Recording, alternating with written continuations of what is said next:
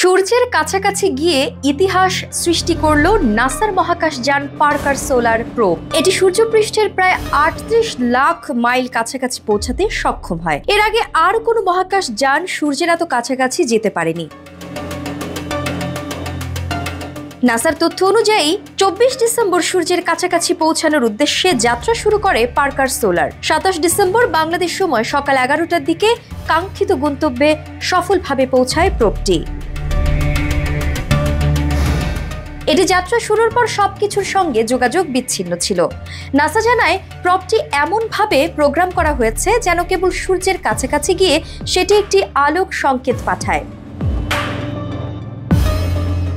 এমনই একটি আলোক সংকেত এসে পৌঁছেছে যুক্তরাষ্ট্রের ম্যারিল্যান্ডের জনস হপকিন্স অ্যাপ্লায়েড ফিজিক্স ল্যাবরেটরিতে। সেখান থেকেই প্রোবটি পরিচালনা করা হচ্ছে।